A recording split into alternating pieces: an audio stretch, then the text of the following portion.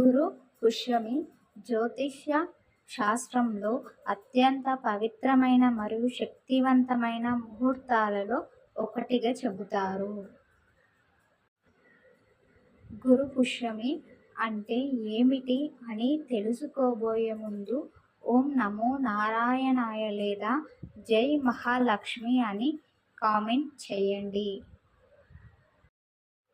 గురువారం రోజున పుష్యమి నక్షత్రం వచ్చినప్పుడు దానిని గురు పుష్యమి యోగం లేదా గురు పుష్యామృత్ యోగం అంటారు.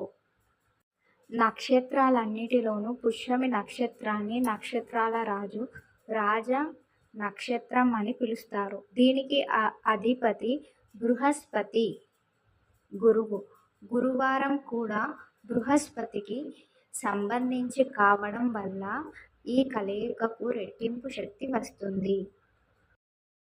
ఈరోజు బంగారం, వెండి, భూమి లేదా వాహనాలు కొనుగోలు చేయడం చాలా శుభప్రదంగా భావిస్తారు. ఈరోజు కొన్న వస్తువులు ఇంట్లో లక్ష్మీదేవి కటాక్షాన్ని పెంచుతాయి. కొత్త పనులు ప్రారంభించడం, కొత్త వ్యాపారాలు ప్రారంభించడానికి, పెట్టుబడులు పెట్టడానికి లేదా విద్యాభ్యాసం చేయడానికి పెట్టడానికి ఇది అత్యుత్తమైన రోజు.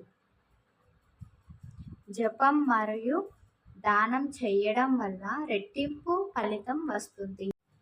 పుష్యమి నక్షత్రానికి ఆదిదేవత దైవ గురువైన మరియు మహావిష్ణువును పూజించడం వల్ల విశేష ఫలితాలు లభిస్తాయి.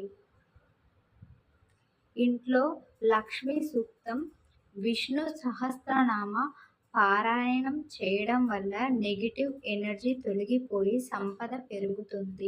గురు పుష్యమి శుభప్రదమైనదే అయినప్పటికీ వివాహాలు మాత్రం ఈ ముహూర్తానికి ఉపయోగించరు. బ్రహ్మదేవుడి శాపం వల్ల పుష్యమి నక్షత్రానికి పెళ్లిళ్ళు మినహాయిస్తారు. ఈ రోజున ఉదయాన్నే బ్రహ్మ ముహూర్తంలో పూజ చేసుకోవడం, పేదలకు దానం చేయడం వల్ల జాతకంలో ఉన్న గురు దోషాలు కూడా తొలగిపోతాయి. Thank you for watching. Please subscribe my channel. Anjali devotional 19